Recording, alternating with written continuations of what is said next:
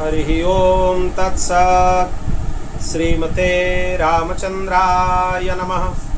ओम परमहंसा स्वादित चरणकमलचिन्मकरन्दाय भक्तजनमानस निवासाय श्रीरामचंद्राय नमः। वागीसा यस्य वदने लक्ष्मीर्यस्य च वक्ष्यसि यस्यास्ते हृदये संवित् तं नृसिंहमहं भजे। विश्वसर्ग विसर्गादि नवलक्षणलक्षितं श्रीकृष्णख्यं परं धामं जगद्धाम नमामि तत्। प्रह्लाद नारद पराशर पुण्डरीक व्यासंबरीश सुखसौनक भीष्मदलभ्यं रुक्माङ्गदार्जुन वसिष्ठ विभीषणादीन् पुण्यानिमन् परम भागवतान् नमामि। श्री सीतानाथ समारंभं श्रीरामानन्दार्य मध्यमम् अस्मदाचार्य पर्यन्तं वन्दे गुरुपरम्पराम्। जन्माद्यस्य यतन्वयादितरतश्चार्थे स्वभिज्ञा स्वराट् तेने ब्रह्महृदाय आदिकवये मुह्यन्ति यात् सूरयः। तेजो वारिमृदं यथा विनिमयो यत्र त्रिसर्गो मृषा धाम्ना स्वेन सदा निरस्तकुहकं सत्यं परं धीमहि। नारायणं नमस्कृत्य नरं चैव नरोत्तमं देवीं सरस्वतीं व्यासं ततो जयमुदीरयेत्। नमोऽस्तु रामाय सलक्ष्मणाय देव्यै च तस्यै जनकात्मजायै। नमोऽस्तु रुद्रेन्द्रयमानिलेभ्यो नमोऽस्तु चन्द्रार्कमरुद्गणेभ्यः। ओम नमो भगवते उत्तमश्लोकाय नमः आर्यलक्षणशीलव्रताय नमो उपशिक्षितात्मन उपासितलोकाय नमः साधुवादनिकषणाय नमो महापुरुषाय महाराजाय नमः।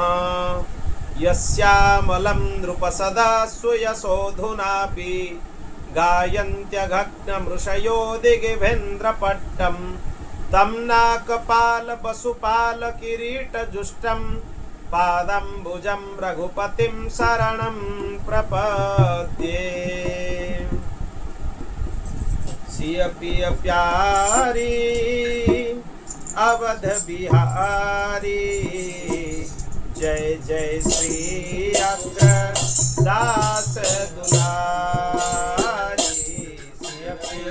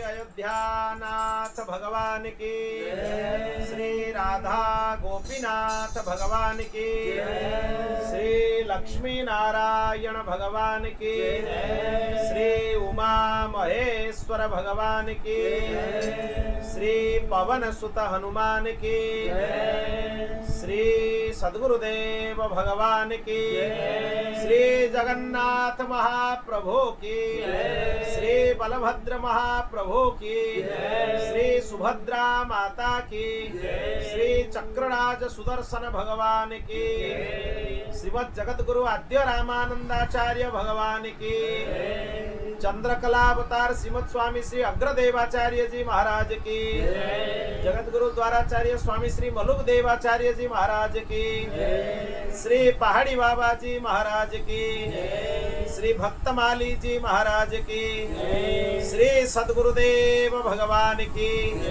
श्रीमद् भागवत महापुराण की, पुरुषोत्तम मास महामहोत्सव की।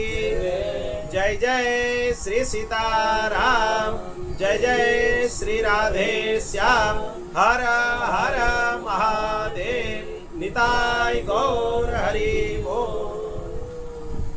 अनंत कोटि ब्रह्मांड नायक परात्पर अखिलेश्वर निखिल हे प्रत्यनीक अनंत कल्याण गुणगण निलय भगवान श्री हरि की महती कृपा करुणा से आज हम अष्टम दिवस के श्रीमद् भागवत कथा के सत्र में प्रवेश कर रहे हैं। कल हम लोगों ने श्रवण किया भगवान दत्तात्रेय का 24 गुरुओं का स्मरण। उसी क्रम में ही भगवान श्री कृष्ण आगे प्रवचन कर रहे हैं और उद्धव जी को उनके प्रश्न के उत्तर के रूप में दिव्य गीता ज्ञान का उपदेश प्रदान कर रहे हैं।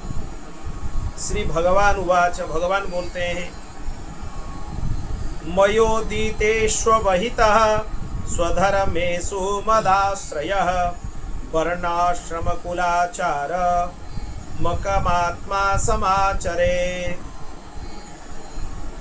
भगवान श्री कृष्ण कहते हैं कि प्यारे उद्धव, साधक को चाहिए कि सब तरह से मेरी शरण में रहकर, अर्थात भगवान की शरण में रहकर, भगवान को शरण शब्द बहुत प्रिय है, भगवान को नित्य बोलना चाहिए, हे भगवान मैं आपके शरण में हूं।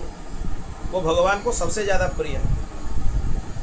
भगवान बोलते हैं मेरी शरण में रहकर गीता और पांचरात्र आदि में मेरे द्वारा उपदिष्ट अपने स्वधर्म का सावधानी से पालन करना चाहिए। स्वधर्म मतलब सबके लिए एक धर्म व्यवस्था में, शास्त्रों में कुछ कर्मों का विधान किया गया है, वो कर्म उनको करना चाहिए, जो बोला गया है वही करना चाहिए, वो शास्त्रों के हिसाब से उसका पालन उसको करना चाहिए।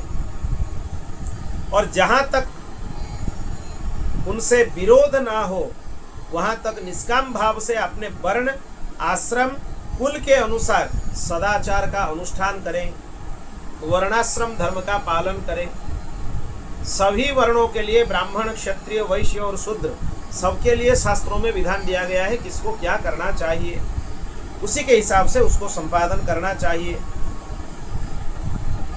निष्काम होने का उपाय क्या है, लोग पूछते रहते हैं निष्काम कैसे हो, भगवान वो भी बताते हैं।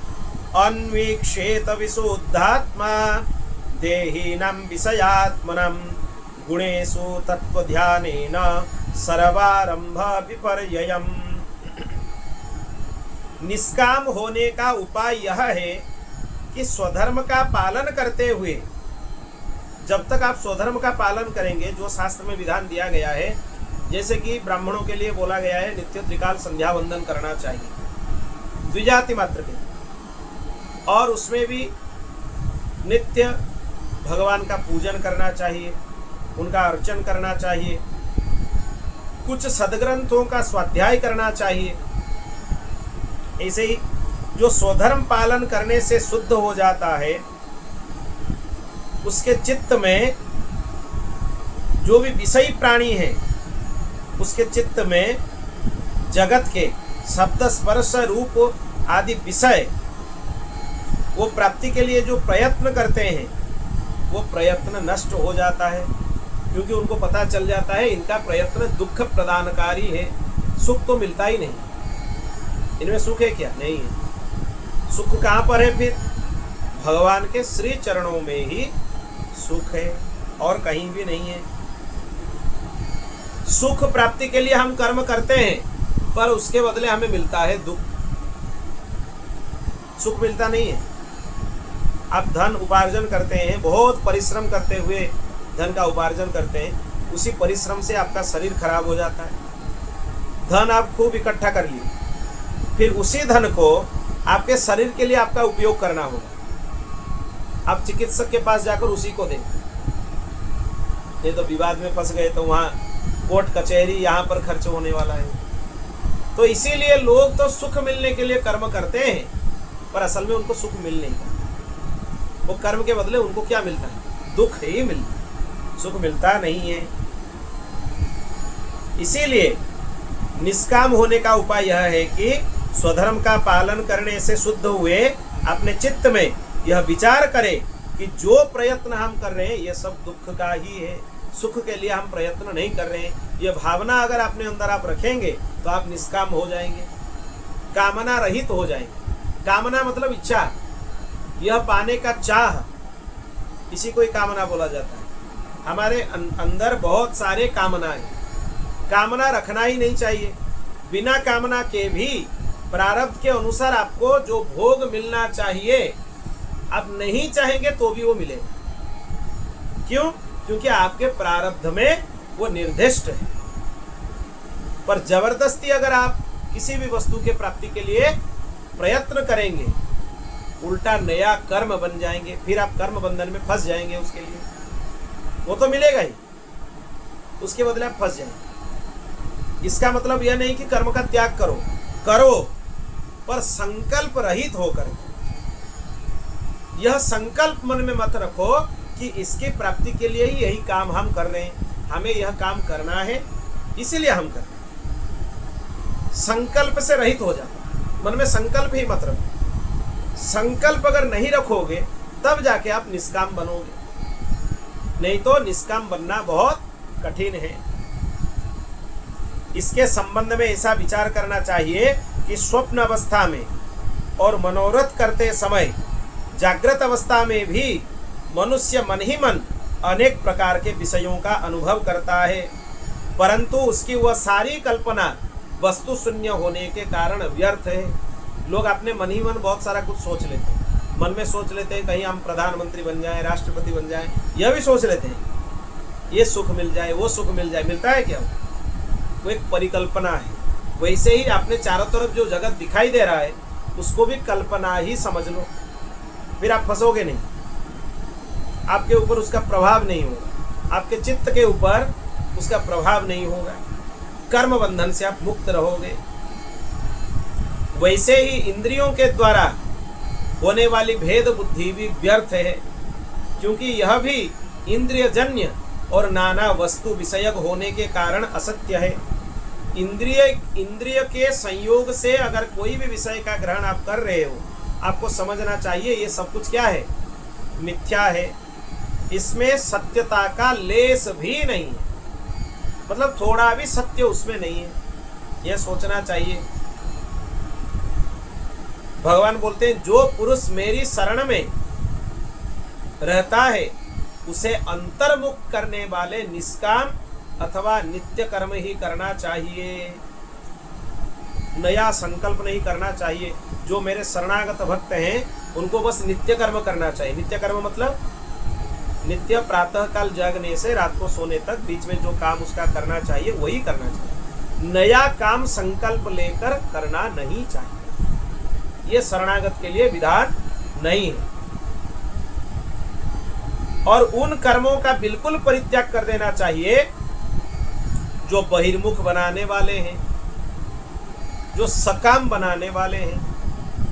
आप भगवान के पूजन करते हो, खूब करो, पर मन में भावना यह मत रखो कि भगवान के पूजन करने से हमें धन मिलेगा, तो वहां पे आप निष्काम बन गए। आप तीर्थ यात्रा कर रहे हो, तीर्थ यात्रा में भी मन में यह भावना मत रखो कि हमें पुण्य मिलने वाला है, अगर वो सोचोगे तो वहां भी फंसोगे। तो इसीलिए मन में यह भावना रखे कि हमें कुछ नहीं चाहिए, कुछ नहीं चाहिए, तब जाके आप कामना शून्य हो सकते हैं। जब आत्मज्ञान की उत्कट इच्छा जाग उठे तब कर्म संबंधी विधि विधान का भी आदर नहीं करना चाहिए। कर्म संबंधी जितने विधि विधान है वो तब तक है जब तक आपके अंदर आत्मज्ञान का चाह प्रकट नहीं हुआ। एक बार आपके अंदर आत्मज्ञान का चाह प्रकट हो गया तो फिर दोबारा संकल्प का कोई जरूरत नहीं है, यह सोचना चाहिए। अहिंसा आदि यमों का आदर पूर्वक सेवन करना चाहिए, परंतु शौच, पवित्रता आदि नियमों का पालन शक्ति के अनुसार और आत्मज्ञान के विरोधी ना होने पर ही करना चाहिए। शौचाचार का पालन बहुत ज़्यादा जरूरी है। शरीर की शुद्धता का भी बहुत ध्यान रखना होता है। अपने शरीर अगर पवित्र नहीं होगा, शरीर अपवित्र होने से मन बहुत ज़्यादा विचलित होता है। आजकल सभी जितने भी प्राणी देख रहे हैं अपने चारों तरफ, उनका शरीर अपवित्र है, इसीलिए उनका मन ज़्यादा विचलित होता है। उनको शौचाचार का भी ज्ञान नहीं है। लघुशंका जाने के बाद कितना बार कुल्ला करना चाहिए, कितना बार हाथ पाद इत्यादि प्रक्षालन करना चाहिए, वो ज्ञान उनको नहीं है। वस्त्र का शुद्धता कैसे रखा जाता है, उसका ज्ञान उनको नहीं है। इसीलिए आजकल इसी के कारण ही शुद्धता के अभाव से लोग फंस जाते हैं। उनका मन अटक जाता है भिन्न भिन्न विषयों में, और चेष्टा करते हुए भी भगवत भजन उनसे नहीं बनता है। इसीलिए शरीर को हमेशा पवित्र रखो, स्नान करो, शुचिता रखो, हस्तपाद इत्यादि प्रक्षालन ठीक से करो। और कुछ भी आजकल लोग मुंह में कुछ भी डालते रहते हैं और मुंह धोते नहीं है। ऐसे नहीं है, कोई भी चीज मुंह में आ जाए तुरंत मुख और हस्त प्रक्षालन करना चाहिए, हाथ मुंह धो लेना चाहिए, आचमन करना चाहिए, कुल्ला कर लेना चाहिए। ये सब जरूरी है। जलपान का भी विधान लोगों को आजकल पता नहीं कैसे करना चाहिए। सभी चीज का विधान है, तो इसीलिए शास्त्र का अवलोकन करो, गुरुजनों से सीखो, फिर जाके उसमें निखार आएगा। पर वहां पर यह ध्यान देना चाहिए कि शौचाचार आत्मज्ञान के विरोध में नहीं होना चाहिए। ऐसा नहीं होना चाहिए कि शौचाचार में इतने फंस गए कि आत्मज्ञान को ही भूल गए, वो भी गलत है। आत्मज्ञान भी होना चाहिए, उसके साथ ही शौचाचार भी होना चाहिए, दोनों होना चाहिए। और जिज्ञासु पुरुष के लिए यम नियम के पालन से भी बढ़कर आवश्यक बात यह है कि वह अपने गुरुजी जो मेरे स्वरूप को जानने वाले हैं, शांत हैं, मेरा ही स्वरूप समझकर उनका सेवा करना चाहिए। वो उससे भी ज्यादा महत्वपूर्ण है।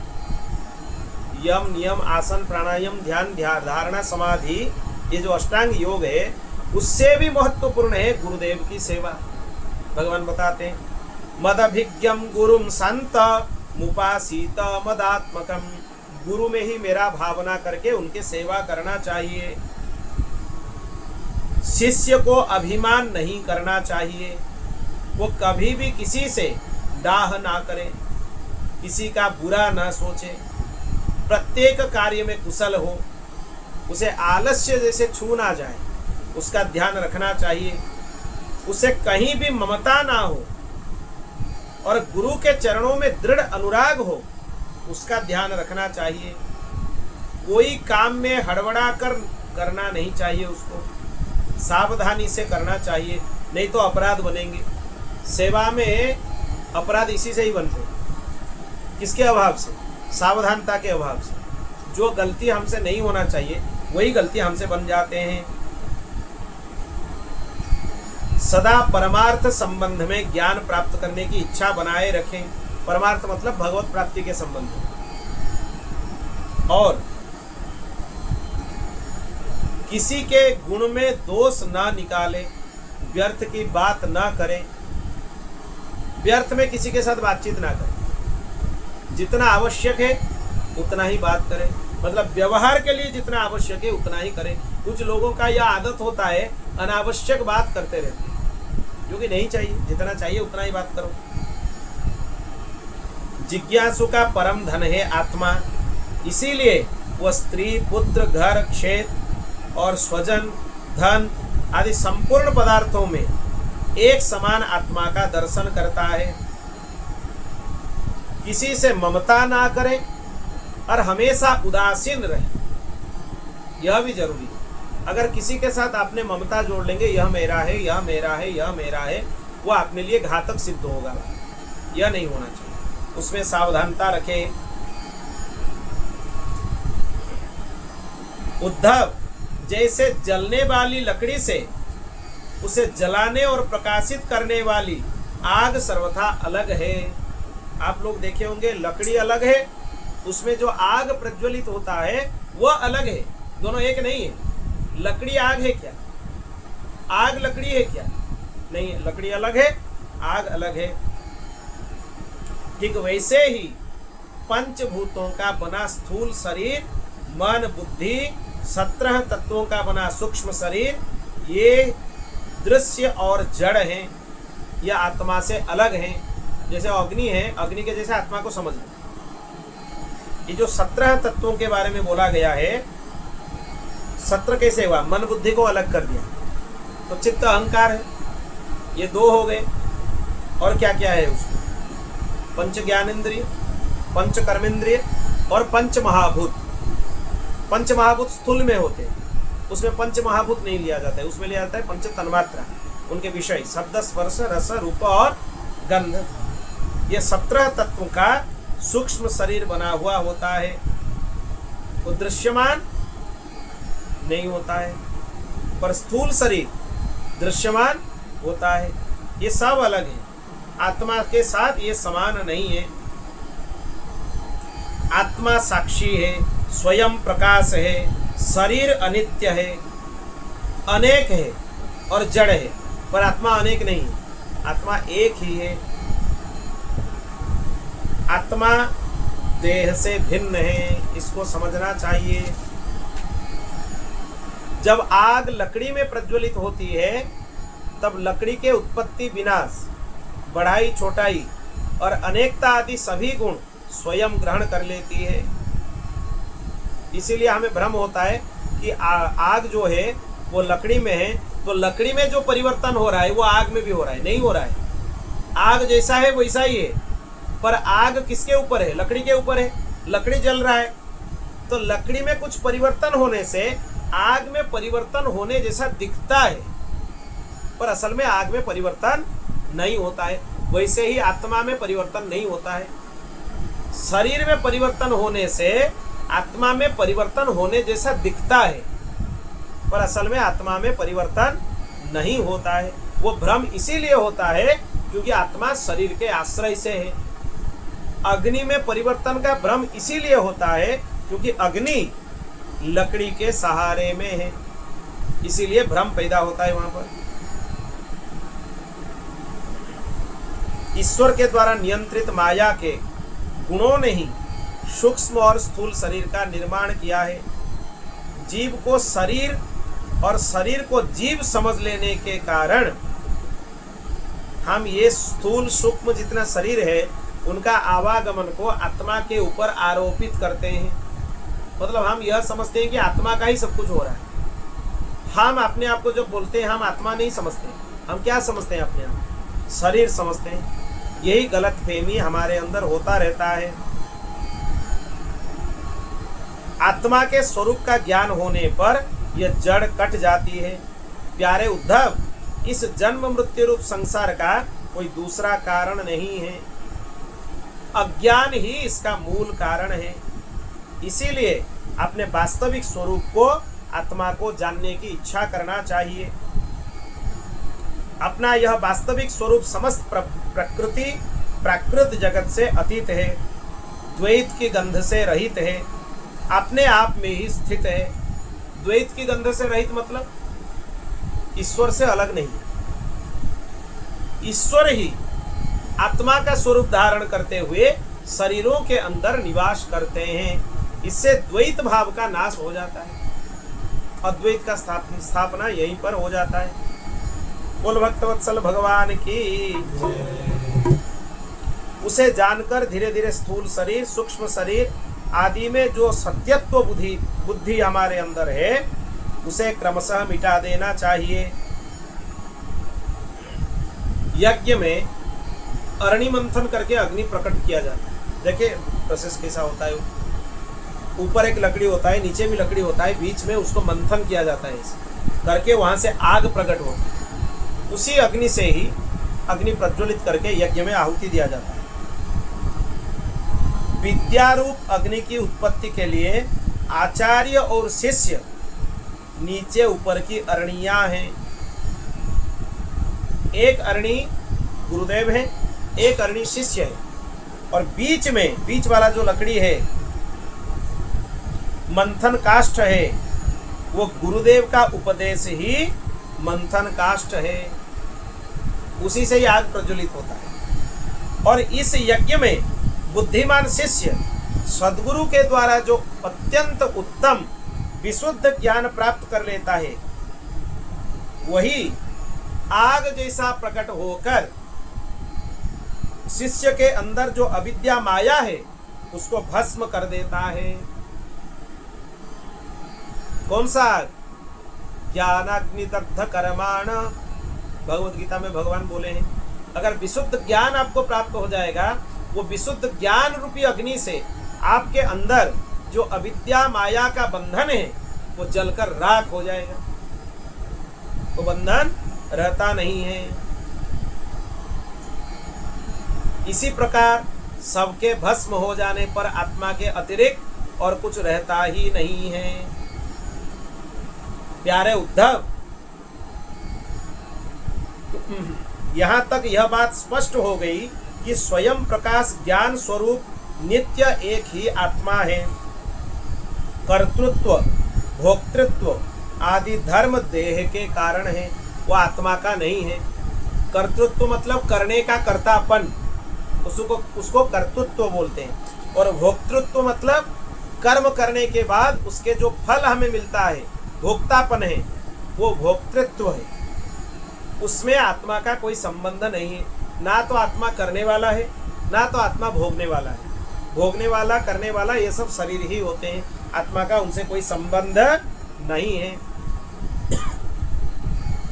प्यारे उद्धव, यदि तुम कदाचित कर्मों के कर्ता और सुख दुख के भोक्ता जीवों को अनेक तथा जगत काल वेद और आत्माओं को नित्य मानते हो, साथ ही समस्त पदार्थ की स्थिति प्रवाह से नित्य और यथार्थ स्वीकार करते हो, तथा यह समझते हो कि घट पट आदि बाह्य आकृतियों में भेद उनके अनुसार ज्ञान ही उत्पन्न होता है और बदलता है, ये बड़ा अनर्थ हो जाएगा। ये समझना बहुत जरूरी है। ध्यान से सुनो। जो करने वाला है, जो भोगने वाला है और जो आत्मा है, उन तीनों को अगर तुम एक मान लेते तो बड़ा अनर्थ होता, क्योंकि ये तीनों एक नहीं है। करने वाला अलग है, भोगने वाला अलग है, और आत्मा इनसे सबसे अलग है। जब तक ये तुम्हें समझ में ना आए, तब तक जन्म मृत्यु के चक्र से तुम मुक्त नहीं हो सकते हो। इसीलिए ये जन्म मरण की जो अवस्था है, ये तब तक दूर नहीं होता है जब तक आप आत्मा की नित्यता को स्वीकार नहीं करते हो। आत्मा नित्य है, पर शरीर अनित्य है, वो नित्य नहीं है। इसी प्रकार जीव को कभी मुक्ति या स्वतंत्रता प्राप्त नहीं होती अगर आत्मा स्वतंत्र नहीं होता, क्योंकि जीव तो कर्म बंधन में ही फंसा हुआ रहता है, वो तो कभी मुक्ति नहीं हो पाएगा।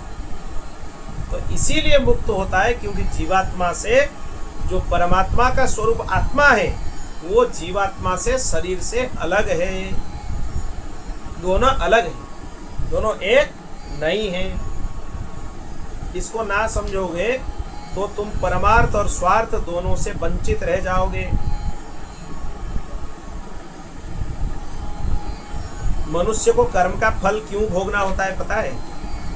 वो अपने आप को मान लेता है कि मैं करता हूं, मैं कर रहा हूं, इसीलिए उसका कर्म का फल उसको मिलता है। अगर वह यह समझ ले कि हम भगवान के यंत्र हैं, भगवान के संकल्प से ही काम करते हैं, हमारा स्वयं का कुछ संकल्प नहीं है, हम संकल्प रहित हैं, तब ये अगर समझ ले अच्छे से, तो आप कर्म बंधन से मुक्त हो जाएंगे। आपको फिर सोचने का जरूरत नहीं है, या कुछ उसमें फंसने का भी जरूरत नहीं है। आप स्वतंत्र हैं, आप मुक्त हैं। आप ये मान लेते हो कि हम कर्म कर रहे हैं, इसीलिए कर्म बंधन में आप फंसते हो, यह कारण है। प्यारे उद्धव, लौकिक सुख जितना भयंकर है, पारलौकिक सुख भी उससे ज्यादा भयंकर है, दोष युक्त है। पारलौकिक मतलब स्वर्गादि लोकों की जो इच्छा है मन में, वो भी भयंकर है। वहां पर अगर पुण्य क्षीण हो जाए तो भोग भोगने के लिए नहीं दिया जाता। कदाचित आपके शुभ कर्म के लिए आपको स्वर्ग मिल गया, पर वहां पर भोग भोगते भोगते आपका पुण्य भी क्षीण हो जाता है, और जिस दिन आपका पुण्य संपूर्ण शून्य हो गया, आपको धकेल कर वहां से नीचे गिरा देंगे, पतन हो जाएगा वहां से। तेतम भुक्त्वा स्वर्ग लोकम विशालम क्षीणे पुण्ये मर्त्य लोकम विशंति। इसीलिए वो पारलौकिक भोग की कामना भी आपके अंदर नहीं होना चाहिए।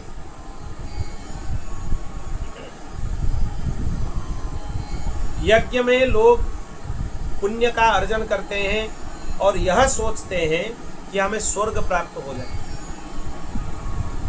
अनित्य भगवान की उपासना आप करते हो, जो नित्य भगवान है, नित्य भगवान की उपासना आप करते हो और उनसे अनित्य वस्तु का प्राप्ति का लाभ चाहते हो, इससे बड़ा मूर्खता और क्या है। भगवान नित्य है, निरंतर है, और जो फल हम चाहते हैं उनसे, वो नित्य नहीं है, वो अनित्य है। हम उपासना करेंगे अविनाशी की और कामना करेंगे विनाशशील वस्तु, इससे बड़ी मूर्खता और क्या हो सकता है। इसीलिए कामना को सदा त्यागना चाहिए, दुष्टों की संगति त्यागना चाहिए। आप खूब सत्संग कर लो, उसका प्रभाव बहुत कष्ट में बहुत दिन के बाद होता है, पर दुष्टों का संगति तुरंत काम करता है। 1 मिनट के लिए आप दुष्ट के साथ जाकर बैठ जाओ, आपके सभी शुद्ध बुद्ध जितना आपके अंदर सत्संग का भाव है वो सब नष्ट हो जाएगा। इसीलिए कुसंग नहीं करना चाहिए, कुसंग से अपने आप को बचाओ, ये बहुत जरूरी है। सभी लोकपालों की जितना आयु है वो सीमित है, यहाँ तक कि ब्रह्मा जी की भी आयु सीमित है। तो इसीलिए यह नहीं समझना चाहिए कि कोई नित्य हो गया, अमर हो गया, भगवान के अलावा कोई अमर नहीं। असल ये मूर्खता है। वो जो अमरता है वो कुछ क्षण के लिए है, कुछ कालखंड के लिए है। संपूर्ण अमर तो भगवान ही है, उनके अलावा और कोई अमर हो ही नहीं सकता। जीव अपने अज्ञानता के वश, अज्ञानता को स्वीकार करते हुए सत्व रज और तम आदि गुणों को अपना स्वरूप मान बैठता है। इसीलिए उसके शरीर में मेरापन हो जाता है। ये मेरापन ही उसको फंसा देता है शरीर के अंदर। भगवान उद्धव जी ने पूछा कि यह जीव देह आदि रूप गुणों में ही रहता है, फिर देह से होने वाले सुख दुख आदि रूप फलों का प्रभाव उसके ऊपर क्यों नहीं होता है। आत्मा तो देह के अंदर है ना, तो देह में जो होता है वो आत्मा के ऊपर उसका प्रभाव होना चाहिए। देह के अंदर होते हुए भी आत्मा के ऊपर उसका प्रभाव क्यों नहीं होता है। और जो बुद्ध पुरुष हैं उनका लक्षण क्या है, वो अपने जीवन का निर्वाह कैसे करते हैं। बुद्ध पुरुष मतलब ज्ञानी पुरुष, महात्मा, उनका जीवन निर्वाह कैसे होता है उसके बारे में बताइए। यहाँ पर भगवान श्री कृष्ण कहते हैं, प्यारे उद्धव, आत्मा बद्ध है या मुक्त है,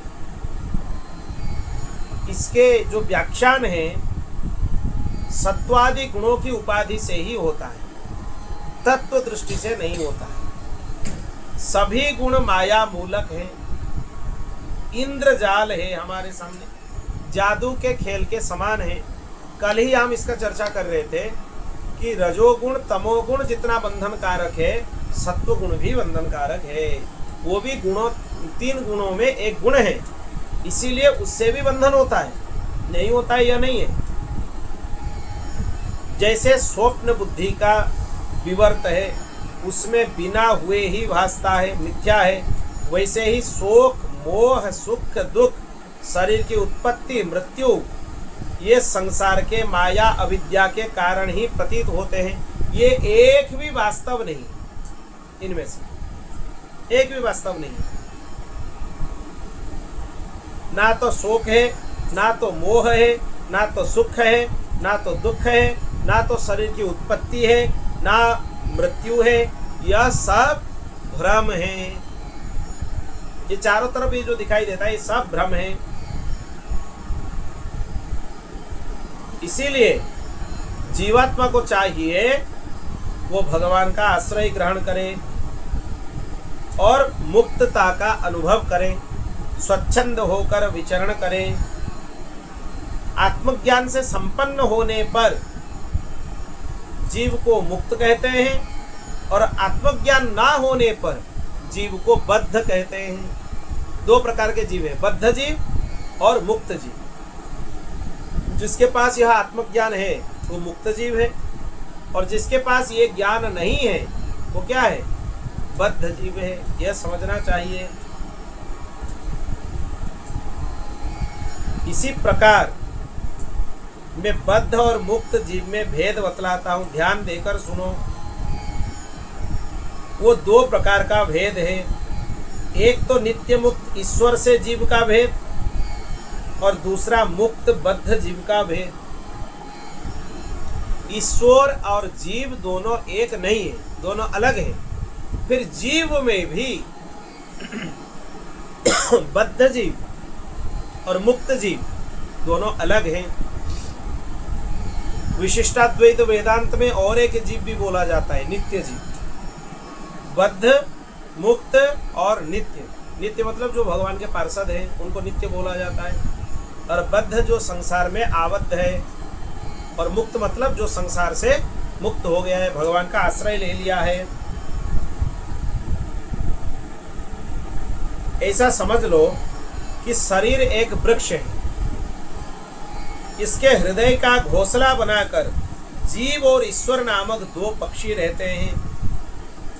ये दोनों ही चेतन हैं, जीव भी चेतन है और ईश्वर भी चेतन है। ये एक दूसरे से कभी बिछुड़ते नहीं हैं, इसलिए दोनों सखा हैं। इनके निवास करने का कारण केवल लीला है, दूसरा कुछ नहीं है। लीला मतलब जीवात्मा परमात्मा के साथ एक ही घोंसले में इसीलिए रहते हैं अपने लीला का संपादन करने के लिए। दूसरा कोई मन उनका नहीं है, यह समझना चाहिए। इसके बाद भी जीव शरीर रूपी वृक्ष का फल सुख दुख आदि भोगता है, पर ईश्वर सुख दुख का भोग नहीं करते। ये जीव और ईश्वर में भेद है। ईश्वर के ऊपर सुख दुख का प्रभाव नहीं होता है, पर जीव के ऊपर सुख दुख का प्रभाव होता है। यह विलक्षणता है। और जीव भी अपने कर्म का फल इसीलिए भोगता है क्योंकि उसको अपना स्वरूप का ज्ञान नहीं है। वो कौन है, क्यों है, क्या करना है, इसका उचित ज्ञान जीव के पास नहीं है। इसीलिए उसके ऊपर सुख दुख हानि लाभ ये सबका प्रभाव उसके ऊपर होता है। जब जीव को यह समझ में आ जाए कि मैं कौन हूँ, क्यों आया हूँ, मेरा काम क्या है, फिर ये सुख दुख आदि बंधन से वो मुक्त हो जाता है। बोल भक्तवत्सल भगवान की। प्यारे उद्धव, ज्ञान संपन्न पुरुष भी मुक्त होते हैं और जो अज्ञानी हैं उन्हीं को ही हम बद्ध जीव बोलते हैं। पूर्वोक्त रीति से विचार करके विवेकी पुरुष विषयों से विरक्त होकर सोने बैठने घूमने फिरने नहाने देखने छूने सूंघने खाने सुनने सभी क्रियाओं में अपने आप को कर्ता नहीं मानता है। बार बार यही चीज बोला जा रहा है, अपने आप को कर्ता मत मानो। अपने आप को कर्ता मानोगे तो फल के भोक्ता भी आपको ही बनना होगा। आप यह मान लो कि हम भगवान के दास हैं भगवान हमारे स्वामी हैं, तो कर्म बंधन में फिर आपको वो वहाँ पे फंसा नहीं सकता है।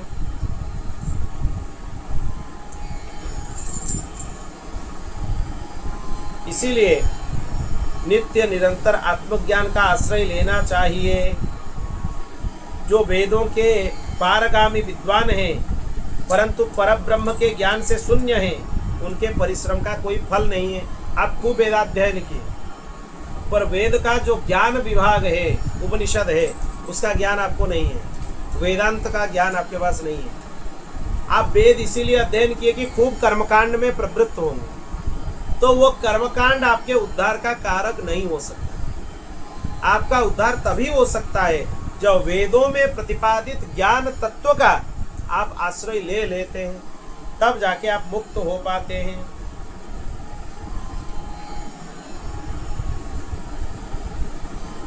यह आत्मज्ञान है।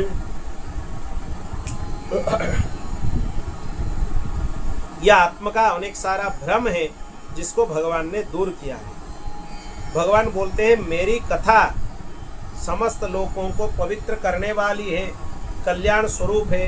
श्रद्धा से मेरी कथा नित्य सुनना चाहिए। मेरे आश्रित रहकर ही धर्म अर्थ काम का सेवन करना चाहिए। यह करने से भक्त को प्रेम लक्षणा भक्ति प्राप्त होते हैं। लभते निश्चलाम भक्तिम मयुद्धव सनातने मदर्थे धर्म कामार्था नाचरन मदपाश्रय। मेरे लिए जो धर्म काम अर्थ इत्यादि का वासना रखते हैं, संसार के लिए नहीं, भगवान के लिए, तो उनके लिए क्या होता है फिर? वो भगवान के प्रेम लक्षणा रसरूपा दिव्य भक्ति को प्राप्त कर लेते हैं, उसी से मुक्त हो जाते हैं। और एक बात ध्यान से सुन लीजिए, लोग बोलते हैं कि भक्ति नहीं मिलता है, भक्ति बहुत दुर्लभ है। क्यों दुर्लभ है? क्या करने से भक्ति प्राप्त होती है? सत्संग लब्धया भक्त्या मयि मां स उपासिता स वै मे दर्शितम सद्भिम रजसाम विन्दते परम। भक्ति की प्राप्ति सत्संग से ही होती है। जिसे भक्ति प्राप्त हो जाती है वो मेरी उपासना करता है, मेरे सानिध्य का अनुभव करता है। और इस प्रकार जब उसका अंतःकरण शुद्ध हो जाए तो मेरे द्वारा बताए गए मेरे परम पद को वो सहजता से प्राप्त कर लेता है। बोल भक्तवत्सल भगवान की। भगवान को पूछते हैं, उद्धव जी संत पुरुष का लक्षण क्या है, इसको बताइए। आपके प्रति भक्ति कैसा करना चाहिए वह भी बताइए। मैं आपका शरणागत भक्त हूँ, कृपा करके हमें ये सब चीज बताइए। भगवान बोलते हैं, प्यारे उद्धव मेरा भक्त कृपा की मूर्ति होता है। वो किसी भी प्राणी से वैर भाव नहीं रखता है। घोर से घोर दुख में भी वो प्रसन्नता पूर्वक रहता है। रह पाओगे? यह सोच लो, तब अपने आप को भक्त बोलो, नहीं तो भक्त बोलने का अधिकार ही नहीं है। उसकी बुद्धि कामनाओं से कलुषित नहीं होती। वह संयमी है, मधुर स्वभाव का है, पवित्र है, संग्रह परिग्रह से सर्वदा दूर है, किसी भी वस्तु के लिए कभी चेष्टा नहीं करता है, जितना आवश्यक है उतना ही भोजन करता है, ज़्यादा नहीं खा लेता है, जितना खाना चाहिए उतना ही भोजन करता है। और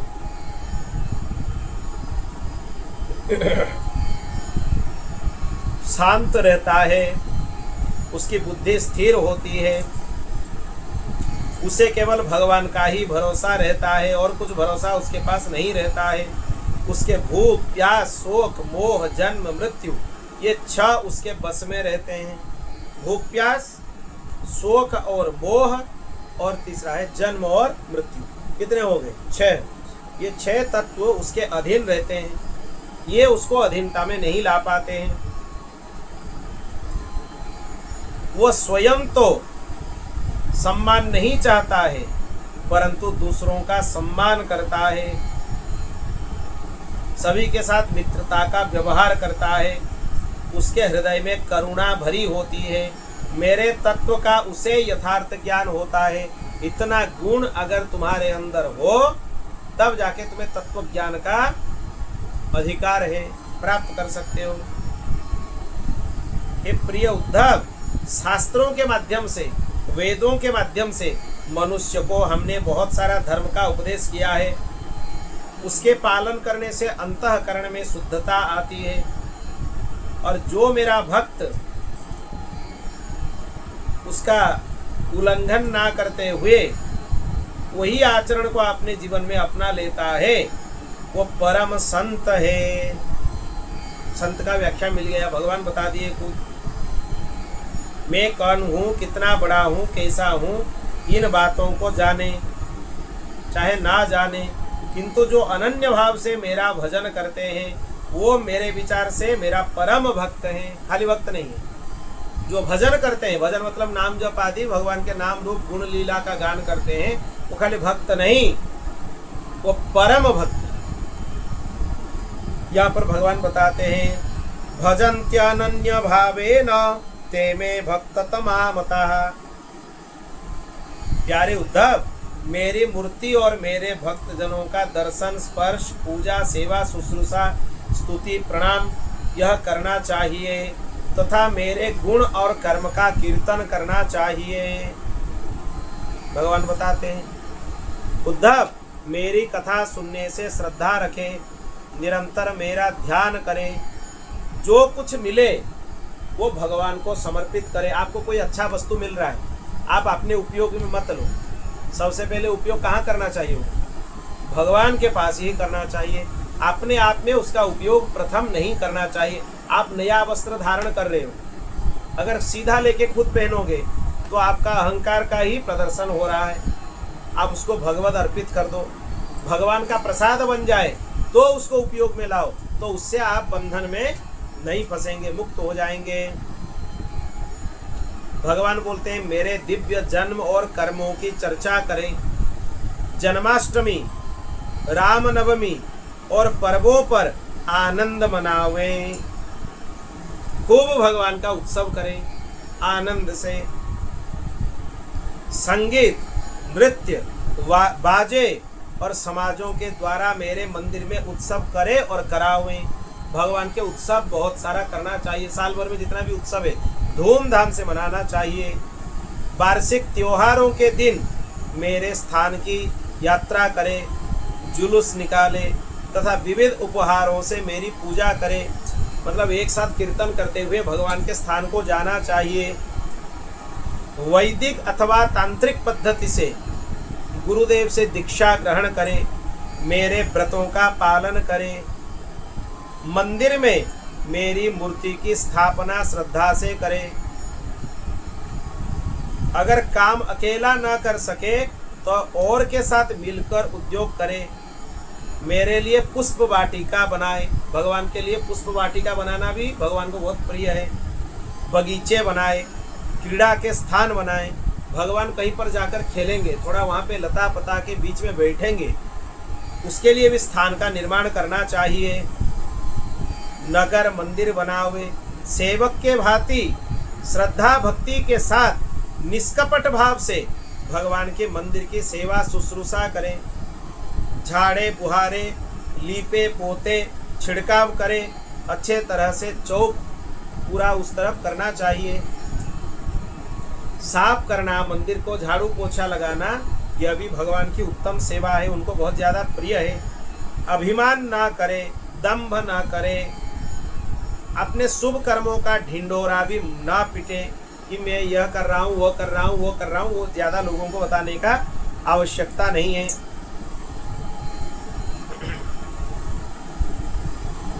मुझे समर्पित दीपक के प्रकाश से भी अपना काम न लें। अब यह नहीं सोचना चाहिए भगवान को हम दीपदान करते हैं उसी आलोक में अपना काम कर लेंगे, यह नहीं करना चाहिए। भगवान का चीज अपने उपयोग में नहीं लाना चाहिए। जो भगवान का है वो भगवान को ही प्रदान करना चाहिए। भद्र, सूर्य, अग्नि, ब्राह्मण, गो, वैष्णव, आकाश, वायु, जल, पृथ्वी, आत्मा, समस्त प्राणी ये मेरी पूजा के स्थान हैं। ये सब भगवत स्वरूप है।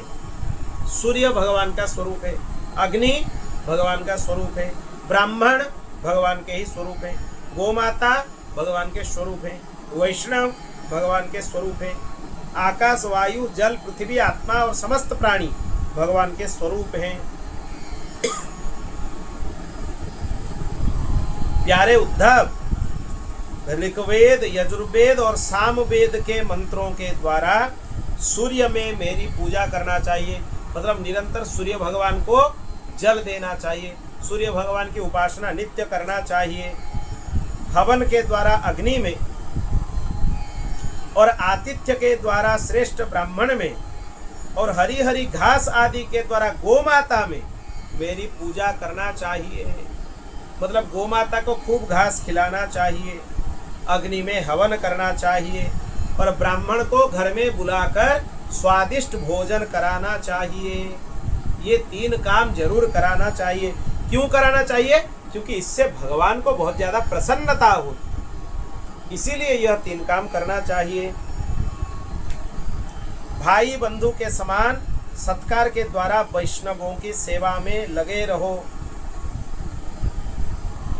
और मुख्य प्राण समझने से वायु में, जल में, पुष्प आदि सामग्रियों में मेरी आधान करके जल में मेरी आराधना करना चाहिए। मतलब जल में भी भगवान नारायण की पूजन हो सकता है, जल को भी भगवत स्वरूप मान लो, कोई दिक्कत नहीं।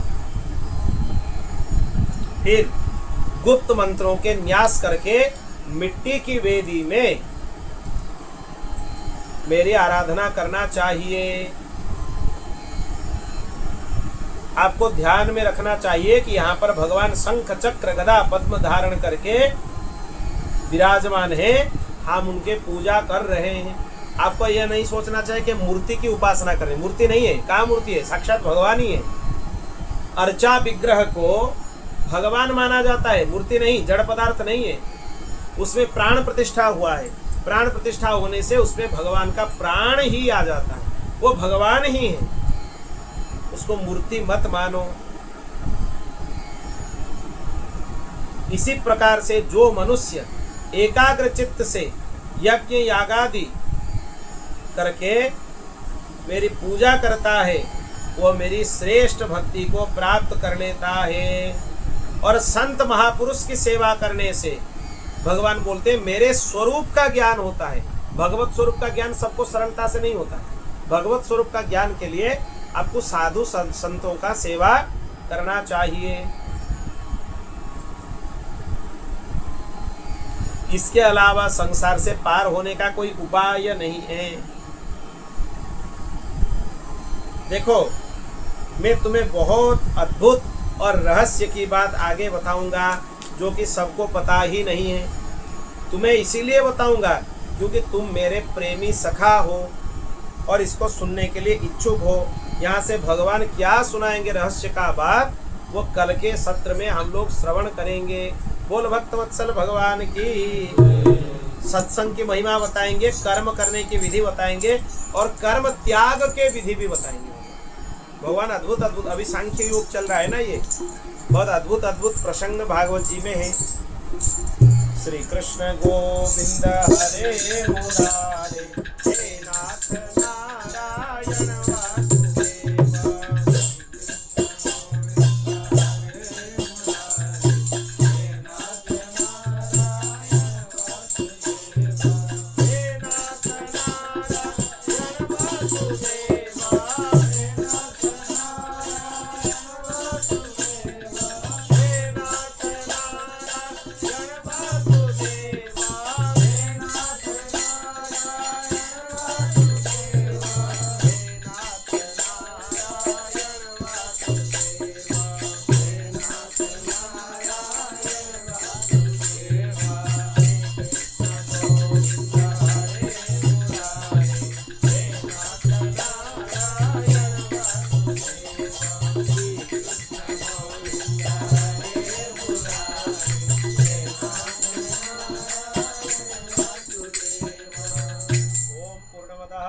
पूर्णमिदं पूर्णात् पूर्णमुदच्यते पूर्णस्य पूर्णमादाय पूर्णमेवावशिष्यते।